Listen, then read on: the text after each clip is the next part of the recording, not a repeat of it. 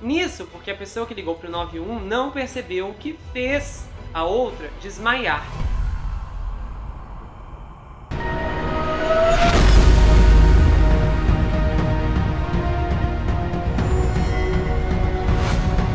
Ei pessoal, bem-vindos a esse canal, eu sou Gustavo Negreiro, seu psicanalista favorito, e hoje estamos em mais um episódio da saga Os Quatro de Idaho, essa investigação que tem acompanhado tudo o que tem acontecido, tudo que está se desenrolando nesse caso tão forte, que nesse ponto muitas pessoas estão envolvidas e esperando respostas, e hoje eu tenho algumas informações para trazer para vocês. Lembrando que esse é o 12º episódio, se você quiser encontrar os anteriores para ver toda a linha do tempo, tudo que tem acontecido, você consegue encontrar aqui, é o primeiro link do primeiro comentário, que é Os Quatro de Idaho, e aí você vai direto para a playlist, tá bom? Nesse momento eu já quero agradecer a Elaine Santos, que fez uma contribuição através do Valeu Demais, um mecanismo disponibilizado aqui pelo YouTube. Eu agradeço muito a gentileza, o carinho, e que você possa ver uma abundância muito grande na sua vida, tá bom? Lembrando que você pode fazer um tour pelo canal indo lá na página inicial, você vai ver as playlists, as categorias, todas as histórias que eu tenho aqui, minisséries, sagas, investigações,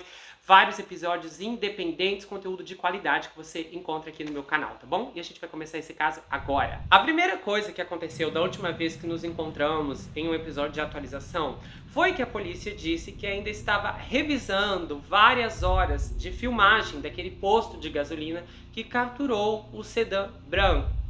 Mas depois disso não houve mais nenhuma informação a respeito. E aí, no dia 14 de dezembro, o Pete Yesmet, consultor de segurança e ex-agente do FBI, fez severas críticas à polícia. Ele disse que achava que o departamento de Moscou estava completamente louco. Ele disse assim: eles não têm recursos para lidar adequadamente com esse tipo de crime. Eu acho que talvez seja a hora de renunciar à designação de agência líder. A agência líder é quem faz todas as determinações de como a investigação progride. E ele disse que pensa isso pela maneira como a sua formação aconteceu, já que o FBI é uma agência que tem maiores recursos para resolver as questões pendentes do caso. Lembrando que o pequeno departamento de polícia tem cerca de 60 funcionários e em 2019 ostentava apenas 37 policiais juramentados.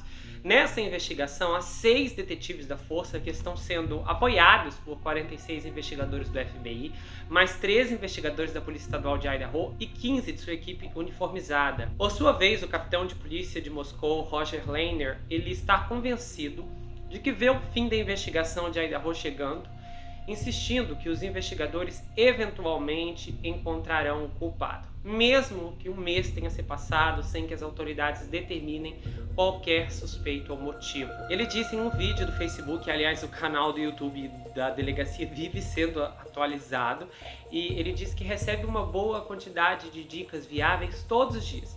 E ele disse: essas dicas estão nos ajudando a fazer tudo, desde pessoas claras sobre as quais talvez houvesse alguma especulação, até algumas teorias em que estamos trabalhando. Portanto, o próximo passo é apenas continuar o que estamos fazendo, eliminar as informações que sabemos que não serão relevantes para a investigação e pegar todas as novas informações. Nisso, soube-se também que os policiais estão classificando impressionantes 22 mil veículos daquele descrito inicialmente, o Hyundai Elantras, para encontrar o que se pensa ser uma pista crítica no caso. Essa contagem é de todos os veículos registrados que correspondem potencialmente ao modelo branco de 2011 a 2013 visto na área imediata ao redor do campus naquela noite. O chefe de polícia disse também que esse carro pode ser sim a peça-chave, principalmente porque esse carro não está no banco de dados do registro. Ou seja, geralmente pode ser um carro que fica fora da estrada e por isso ele estava pedindo uma renovação de informações sobre possíveis correspondências. E aí ele enfatizou novamente, inclusive, que ele estava muito confiante de que os ocupantes ou ocupante do veículo têm informações críticas para a investigação. Ele acrescentou que mesmo com intenso fascínio no caso, nem todos são experientes com a notícia da pesquisa. Então ele falou assim: olha, talvez você tenha um vizinho que tem esse carro na garagem, que ele não dirige com muita frequência. Talvez haja um que não, sei lá, esteja no banco de dados, você não sabe disso, mas se você souber, deixe-nos saber. Nisso, em 18 de dezembro, um novo vídeo foi divulgado. E é um vídeo bastante complicado.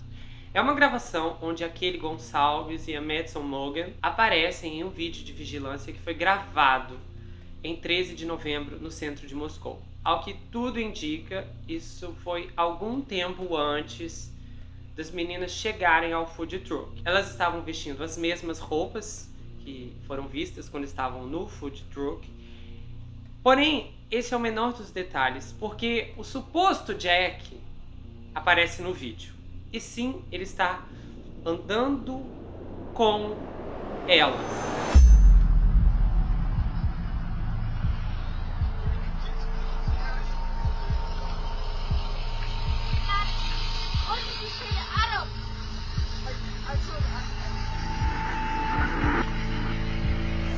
É perceptível também um diálogo bem rápido, onde a Kelly diz: Maddie, o que você disse ao Adam? E aí a Maddie responde, tipo, eu contei tudo ao Adam. Segundo o Steve Gonçalves, o pai da Kelly, o Adam, mencionado pelas meninas no vídeo, não é um suspeito. Ele falou, nós perguntamos e fizemos a nossa devida diligência óbvia e analisamos isso. Ficou bem claro que esse indivíduo não fazia parte da investigação, tanto quanto um suspeito. Esse vídeo foi fornecido a primeira vez à Fox News por Christy Cameron e Alina Smith, sob a condição de apenas um quadro estático e áudio serem usados. Essas meninas são criadoras e administradoras do grupo do Facebook de discussão do caso de Idaho. Elas disseram à Fox que as gravações foram fornecidas a elas por um morador de Moscou que o enviou anteriormente à polícia e acredita que torná-lo público pode fornecer um contexto maior sobre o incidente. No domingo, foi concedido permissão para mostrar o clipe por completo. E as meninas disseram, olha, nós podemos analisar todos os minutos das garotas ali no caminhão de comida, mas precisamos lembrar que houve uma noite inteira antes disso. Há mais do que apenas um registro de data e hora do que temos naquela noite. E realmente, porque nesse ponto a polícia já recebeu 10.000 dicas e pistas relacionadas ao caso. Ao mesmo tempo em que foi noticiado que o investigador principal na investigação, terrivelmente lenta, é um veterano de 32 anos do Exército dos Estados Unidos que só se juntou à polícia há 2 anos. Antes de ingressar no Departamento de Polícia de Moscou, esse rapaz que se chama Brad Pine serviu na 2ª Divisão Aerotransportada no Afeganistão e o policial Brad ingressou na Força Policial de Moscou, que é o seu primeiro emprego no policiamento, em 2020. E ele foi premiado como Rock do Ano. No relatório anual do Departamento de Polícia daquele mesmo ano, o departamento elogiou extensivamente o rapaz e se gabou do seu desempenho na academia de polícia. Eles disseram que o oficial Brad Pine recebeu o prêmio Champs, prêmio de novato do ano, e o policial Brad traz muita experiência ao Departamento de Polícia de Moscou por causa do serviço militar. O policial Brad, segundo eles, foi o primeiro oficial do Post a ser premiado com 3 prêmios da academia. Agora olha só, a doutora Sandra me passou um vídeo que eu não tinha visto, que é um programa da emissora CBS, uma emissora aberta nos Estados Unidos. Eles têm um talk show chamado Dr. Phil, é um talk show diurno, e uma mulher chamada Lisa Merritt, que é uma profissional que trabalha com casos criminais, apareceu para contar algumas coisas interessantes sobre aquela festa na fraternidade em que o Ethan e os seus 2 irmãos gêmeos estavam presentes. A fonte dela pediu para permanecer anônimo, mas essa fonte contou a essa senhora que o Ethan estava conversando com uma pessoa na fraternidade ali, quer dizer, na festa, e isso meio que esquentou. Houve trocas acaloradas e então uma discussão. Aí a Zana meio que puxou o Ethan para longe e foi assim que eles saíram, ou melhor, foi quando eles saíram. Porque nesse ponto nós chegamos naquela linha do tempo que está desaparecida, onde a polícia não sabe para onde eles foram e onde estiveram no tempo em que ficaram sumidos até retornarem para a casa da Zana. Aí lá no programa, que tinha outros convidados, foi mencionada uma teoria que eu já tinha ouvido antes e aí eu decidi contar para vocês. Que diz respeito à questão da ligação, que muita gente não entende o fato de que quando ligaram para o 91 disseram, olha, tem uma pessoa inconsciente. E aí, supostamente, há um contexto por trás disso. Mas vamos lá. Basicamente, o que se sabe e o que é certo é que naquela manhã as meninas a Bethany e a Dylan, não conseguiam entrar em contato com a Zana e o Ethan. E elas mandaram mensagens e SMS, e como não conseguiram ou não receberam nenhuma resposta, elas chamaram alguns amigos e disseram: olha, estamos tentando entrar em contato com a Zana, com o Ethan, mas eles não respondem, achamos que talvez estejam inconscientes. Bom, basicamente é isso até aqui, segundo relatórios da imprensa. Esses são os fatos. Depois daqui, o que vocês vão ver agora são conjecturas do que supostamente aconteceu. De repente, uma das meninas sobreviventes, a Bethany ou a Dylan, subiu e viu o que aconteceu. Não sei se com o Ethan e a Zana ou com a Madison e a Kelly. Então ela saiu correndo da casa em choque e desmaia no meio da rua. Aí alguém vai atrás dela, pega o telefone e liga para o 911. E aí tem aquela parte da ligação que diz: olha, tem uma pessoa inconsciente. Nisso, porque a pessoa que ligou para o 911 não percebeu o que fez a outra desmaiar. E aí, aparentemente, várias pessoas da casa pegaram o telefone e falaram com o despachante do 911. Seguindo essa linha, o telefone passou de mão em mão, o que foi um caos. Bom, tem outra coisa. No último episódio, o episódio antes desse, a doutora Sandra foi convidada e ela contou sobre como os videntes estão influenciando as pessoas com as suas visões e etc. sobre o caso. E ela havia relatado uma constante menção desses psíquicos sobre uma padaria.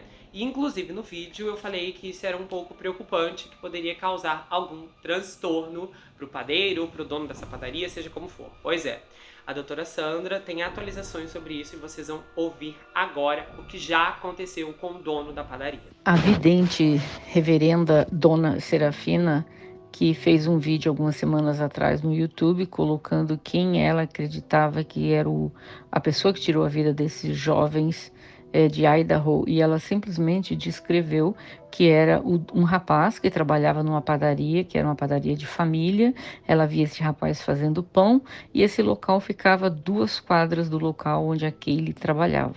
O que aconteceu? As pessoas simplesmente começaram a telefonar para essa padaria, fazer ameaças contra esse rapaz, porque elas olharam pelo Google Maps e eles puderam olhar, verificar quantas padarias tinha ali na localização, aí viram: ah tá, essa daqui 2 quadras só pode ser esta. E aí ela teve que se explicar porque o dono da padaria a contactou, porque ele estava muito bravo com os telefonemas que ele estava recebendo. Eu vou aqui ler o que ela teve que postar depois no vídeo dela. Fui contactada por pelo menos uma dessas padarias, muito chateada comigo, porque o telefone deles continua tocando e são pessoas de todo o país ligando para eles. Não há necessidade de chamá-los mais. Eu coletei todas as informações possíveis sobre a maioria dessas pessoas. Se você acredita que tem uma dica real, envie um e-mail ou ligue para a linha de dicas da polícia. Quando faço essas leituras de transe profundo, é literalmente como um sonho. Fiz no dia 18 de dezembro e só me lembrava do pão. Passei 3 horas procurando a padaria. Encontrei ao lado do bar e mandei para a polícia isso. Não foi até 4 dias depois, no dia 22, tive um pouco de tempo. Pensei que deveria ouvir aquela leitura e fiquei chocada. E senti que as informações nela deveriam ser tornadas públicas imediatamente. O motivo disso está na delegacia que já recebeu meu e-mail, mas talvez não acreditam em médiums e vão jogar fora. Acredito que a energia necessária para que esse evento ocorra não poderia ter ocorrido sem os anjos ao redor e fornecendo a energia para isso. Portanto, há apenas um, ou potencialmente 2, mas pelo menos uma pessoa é responsável por ter tirado a vida desses 4 estudantes universitários. Ninguém realmente merece ser assediado. Apenas saiba que das centenas de e-mails que recebi, passei a última semana analisando, organizando as informações, compilando-as e enviei e-mails separados para a linha de denúncia. Também liguei para a linha de denúncia e conversei com uma senhora por 5 minutos. Ela foi muito educada comigo, ela se interessou pelo nome do meu canal e eu disse, você sabe que acabei de enviar uma leitura. Então, em todos os casos, se você olhar no meu canal, todos os diferentes casos não resolvidos, toda vez que eu fiz um vídeo, eu encaminhei para a polícia o que eu vi. Nada pode ser ignorado. Todas as vezes que carreguei um vídeo de crime não resolvido, também enviei um link e uma carta para a linha de denúncia e para dar qualquer outra explicação relevante. O dono do café me mandou um e-mail e nós conversamos sobre essa coisa toda. Ele estava muito chateado e eu só o mencionei uma vez, mas ele disse que o telefone dele está tocando sem parar de pessoas de todo o país acusando-o de ter tirado a vida dos 4 jovens. Encorajo todos deste grupo, por favor, não assedie nenhuma destas pessoas. Por favor, não ligue para nenhuma das padarias. Deixe como está e saiba que a aplicação da lei será feita. Se houver alguma coisa nisso, eles descobrirão e agora só depende deles. Bom, ela no mínimo ficou com medo que esse rapaz colocasse um processo criminal em cima dela, então ela fez essa carta longa pedindo que as pessoas parem de contactar este jovem. Agora, uma coisa muito estranha, né? O óbvio. Todo mundo sabe que alguém tirou a vida desse rapaz. E olha, ela se dizendo vidente com poderes, ela dizendo, uma pessoa tirou a vida deles, ou mais de uma, mas com certeza uma. Nossa, que demais. Só ela que sabe disso, todo mundo sabe que obviamente que alguém tirou a vida. Então fica aí para vocês pensarem a respeito da leitura dela. Ao que parece, o Adam mencionado no trecho do vídeo pode ser o Adam Venom, que supostamente é o colega de quarto do ex-namorado daquele, um dos vários Jacks desse caso. Só que acontece que uma parte significativa das pessoas suspeitam que esse rapaz, Jack the Cur, tem 26 anos, é o grande vilão responsável por todo o horror nessa história. Entre os estereótipos convencionais de ex-namorado vingativo, houve uma situação que potencializou essas suspeitas. E foi esse vídeo aqui. Isso foi em uma das vigílias de homenagem e vemos ali os pais da Kaylee, o Steve e a Christy. Aí a mãe da Kaylee abraça o Jack e o pai olha para ele e vai embora. As pessoas estão focando em cada microexpressão de ambas as faces e tirando inúmeras conclusões. Porém, a família disse que apoiava o Jack 100%, então nós precisamos lembrar disso.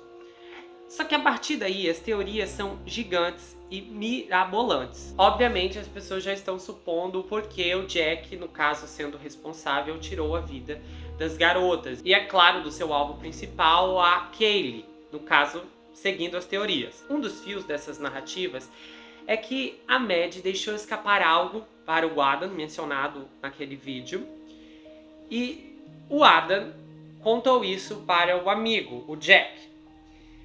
Então, como a Kaylee parecia inquieta durante o vídeo do food truck, ela tentou enviar uma tonelada de mensagens ao ex para evitar problemas que, de repente, poderiam acontecer entre eles. E, enquanto isso, a Kaylee sabia que a Mad estava um pouco alcoolizada, o suficiente para não levar uma discussão, uma briga, por conta do seu deslize.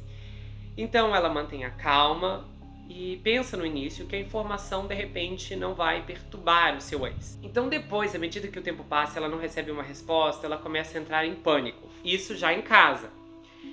E ela conta a Madison que isso a perturbou. E a Mad, sendo uma boa amiga, ajuda a Kaylee tentando ligar para o Jack várias e várias vezes, o que de fato aconteceu. E ele, por sua vez, não respondeu porque já estava preparando-se para sair de sua casa e ir para a casa delas, para cometer o crime.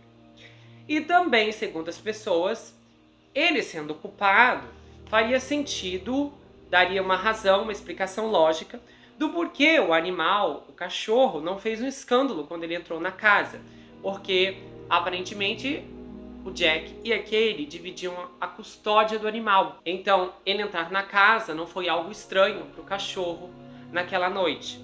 Só que o álibi do Jack é que ele estava dormindo naquela hora, segundo confirmado pelas pessoas da casa aonde ele mora ou morava. Só que parte da especulação é que ele pode ter muito bem entrado no quarto, anteriormente dito aos amigos que iria dormir, e saiu pelo telhado, enquanto todos pensavam que ele estava em um sono profundo. E por que as pessoas acham que, no caso, ele poderia ter saído pelo telhado? Porque ele já foi visto anteriormente em cima da casa do telhado, e tem até uma foto disso. E o próprio telhado da casa ali não é algo alto, então, sem contar que a casa dele fica 20 segundos de distância da casa das meninas. Só que aí, pra mim, a parte da Zana e do Ethan não faz sentido nessa teoria. Por que ele iria eliminar os dois?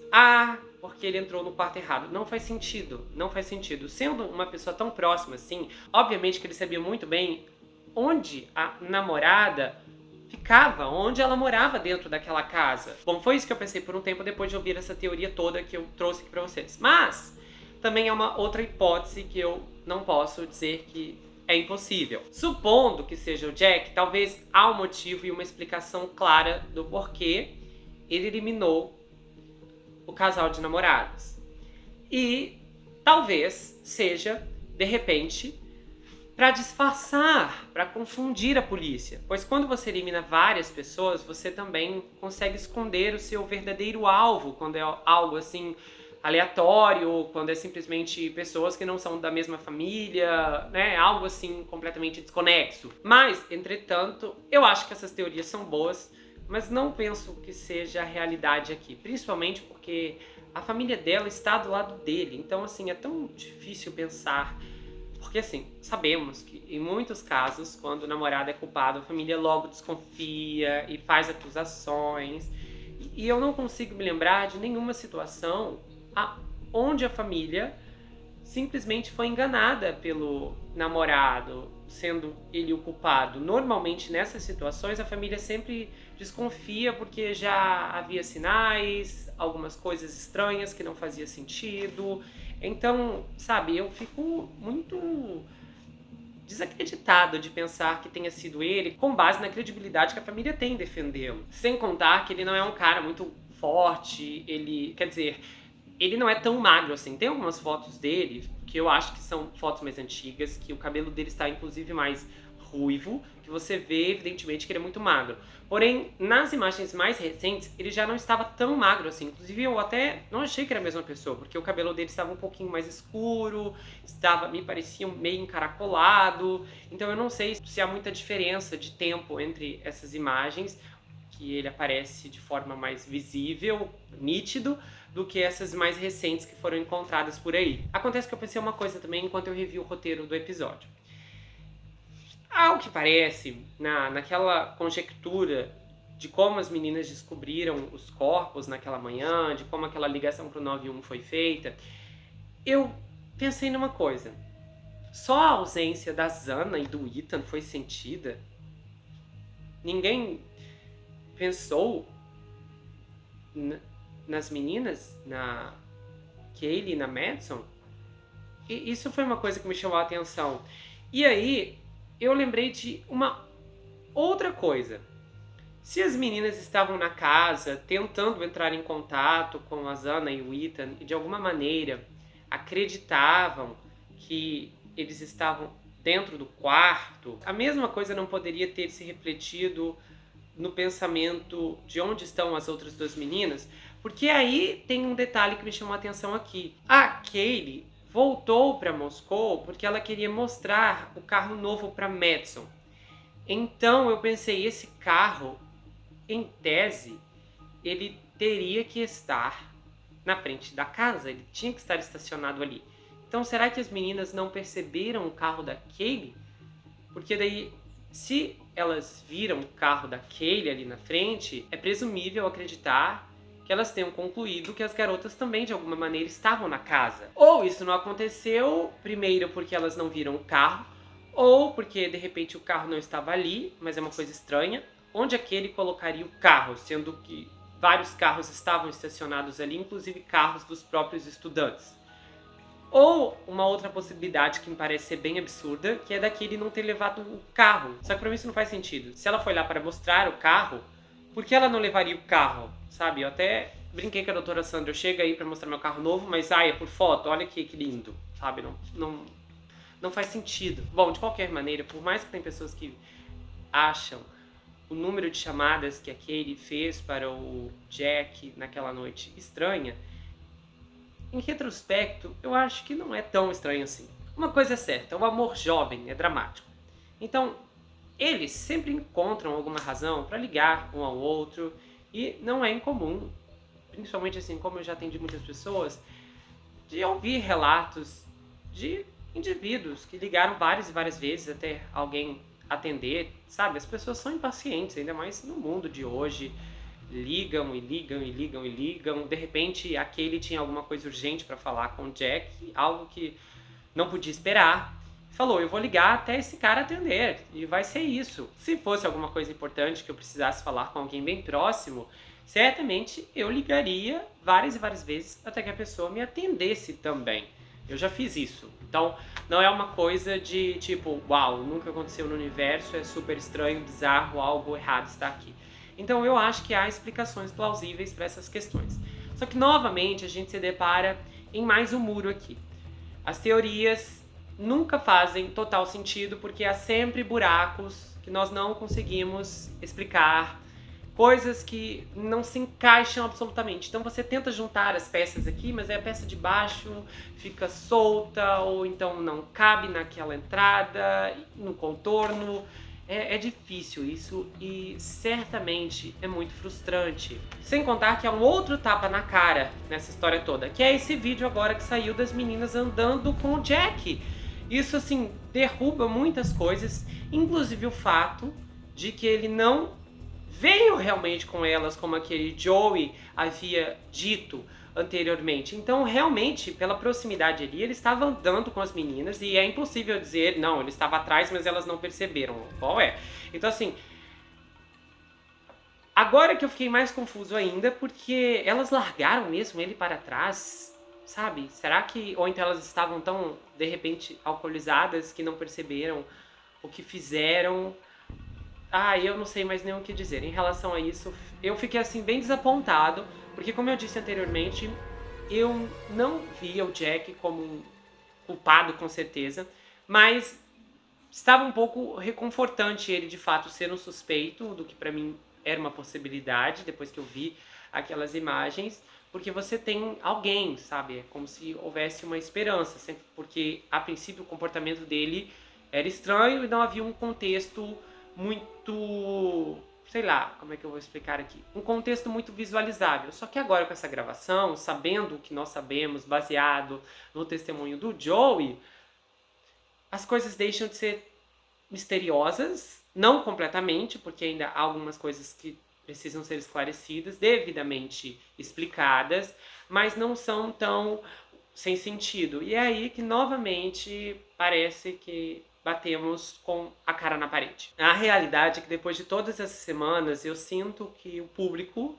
não posso dizer pela polícia, não posso falar por eles, porque novamente nós não sabemos o que eles têm ou o que não têm, mas eu penso que o público não saiu do lugar, porque se as suspeitas estavam todas erradas, basicamente significa que o público sabe agora é o mesmo do que sabiam com certeza no dia em que tudo aconteceu. Muitas pessoas perguntaram aqui nos comentários sobre o que eu achava do pai daquele sendo extremamente ativo, conversando, dando entrevista, reforçando o seu descontentamento com a investigação.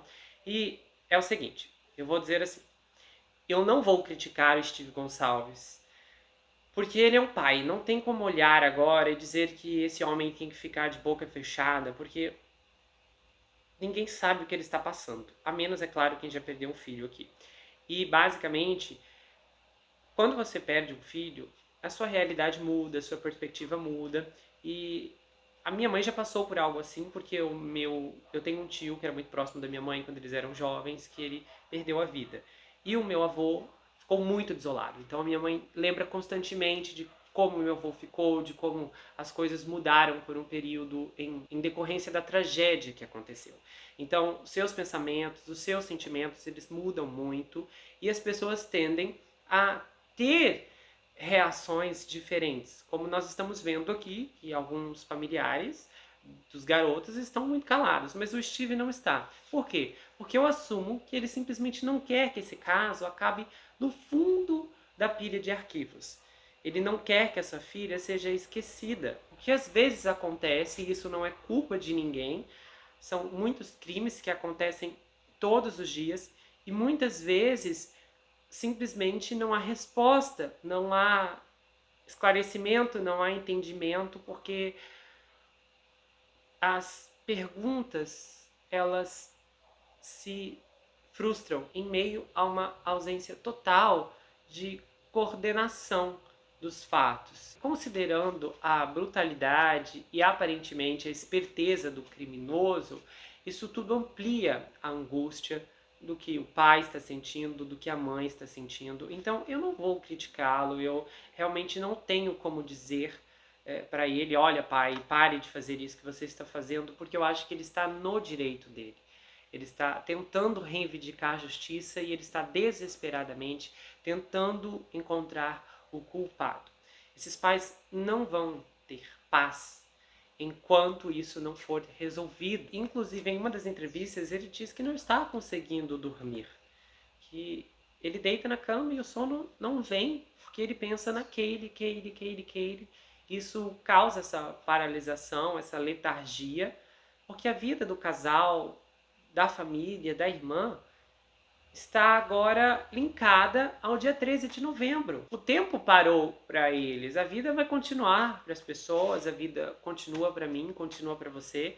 É óbvio que nós estamos muito envolvidos nessa história, eu sei que tem muita gente que levanta de manhã, e eu vi muitos comentários disso, que pessoas acordam de manhã e a primeira coisa que elas fazem é pegar o celular e ver se houve alguma atualização no caso de Idaho. Eu tenho passado assim, madrugadas lendo, vasculhando todo tipo de material que eu puder encontrar, rondando comentários, indo atrás de imagens, de fotos, para ler, para entender. Essas investigações, elas mexem muito, elas levam muito tempo, e isso porque eu sou um espectador que está em um outro país, não estou nos Estados Unidos, não estou naquele estado, não estou naquela cidade, não sou próximo da família. Então, se a minha vida toda já é alterada por conta disso, imagina a vida desses pais que foram diretamente atingidos. E daqui a pouco, Deus me livre, mas se esse caso não avançar de alguma maneira, nós não vamos nos lembrar todos os dias desse incidente. Vamos refletir ainda. Às vezes vamos nos perguntar o que aconteceu, como há muitos casos aqui no canal, que uma vez ou outra eu penso, eu lembro, eu lamento também, mas não vamos pensar todos os dias. Vamos pensar muito ainda, mas não todos os dias. Mas esses pais vão pensar todos os dias, o caso sendo resolvido ou não.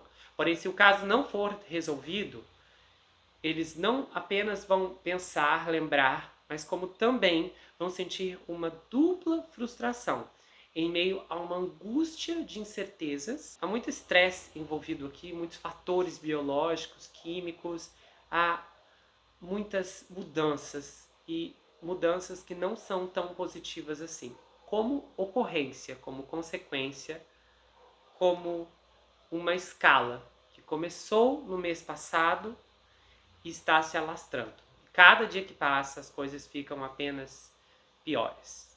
Não tem como culpar o Steve, não tem como culpar ninguém.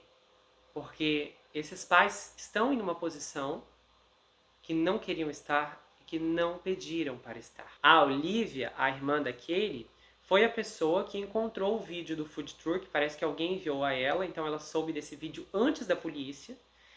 E ela também, ao que parece, ajudou a descobrir informações sobre o motorista que deu carona para as garotas aquela noite. Então, a família está tentando fazer as coisas por conta própria. A irmã está trabalhando também de noite, até onde eu sei, as informações que chegaram até mim está. E olha só, o advogado do Steve Gonçalves, ele deu uma entrevista e ele disse que acha que quem vai resolver o crime vai ser a comunidade, não a polícia. E enquanto isso, nós temos ali o chefe da polícia, o Roger, que está literalmente agindo como um coach, não está levantando bandeira branca, e eu também não posso dizer que a atitude dele é errada. Ele não está compartilhando muito, talvez porque não pode, e não está também provocando desesperança. Galera, acabou, não temos mais pistas. Eu acho que ele realmente, como líder dessa investigação, como rosto que representa possível avanço, resolução desse caso, ele tem que realmente manter essa postura, de levar as esperanças, de falar, olha gente, as coisas não acabaram. Não vamos desistir, vamos prosseguir, continuem acreditando. Eu acho que esse é o papel dele, tem que ser pra cima mesmo. Então, nesse ponto, é difícil condenar. Eu sei que muita gente está muito, muito decepcionada com a polícia. E, obviamente, eu já mencionei para vocês aqui as falhas, os erros, mas eu creio que eles estão fazendo o melhor que podem.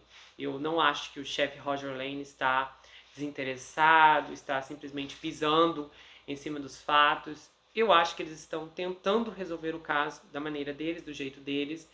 Não são os melhores, como eu já disse isso antes, mas estão fazendo o que podem. E eu acredito também que muitas vezes nem tudo depende da polícia. Existem pessoas que cometem crimes e não são descobertas. Eu espero que esse não seja o caso aqui, mas tem pessoas que fazem coisas muito bem calculadas. E eu procurei fazer uma reflexão baseado em casos que eu já fiz aqui no canal, de pessoas que cometeram crimes e só foram pegas, não porque elas deixaram alguma evidência para trás, mas porque elas contaram para alguém e esse alguém divulgou isso para a polícia. E aí a polícia prendeu o indivíduo. Então, será que o criminoso vai escorregar, vai abrir a boca? Porque eles gostam de se gabar. Às vezes, as pessoas não deixam DNA, não deixam digitais, não deixam testemunhas.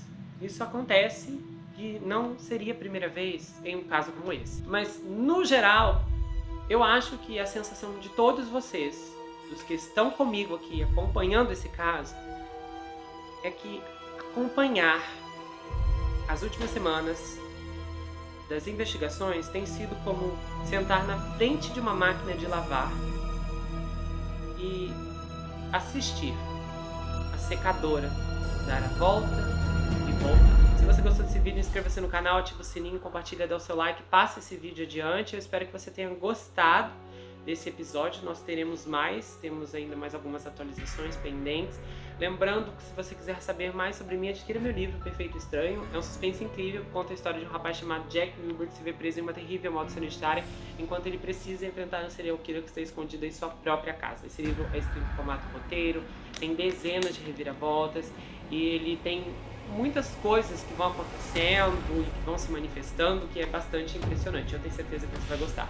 Se você quiser, o livro vai autografado, com um pôster, marcadores exclusivos. A entrega acontece para qualquer lugar do Brasil, quase qualquer lugar do mundo também. Você pode me seguir no Instagram, Gustavo N Psicanalista, e eu também tenho um canal no Telegram, um grupo onde a gente faz votações, tem bastidores, informações, coisas legais que vêm à tona apenas por lá, tá bom? E eu te espero, te aguardo, não deixe de conferir as outras votações aqui no canal. A gente se vê no próximo caso, não esqueça que aqui você sempre vai ter um amigo. Até mais, pessoal! Bella Thorne, atriz, modelo, cantora, escritora, empresária, mercenária. Ela fez milhões de dólares prometendo nudes que nunca chegaram. Como uma jovem artista pôde enganar tantas pessoas e ainda estar acima da lei? Nessa super estreia, você conhecerá a origem, a carreira, os segredos e a mudança drástica de uma história repleta de torções que vão te revirar o estômago.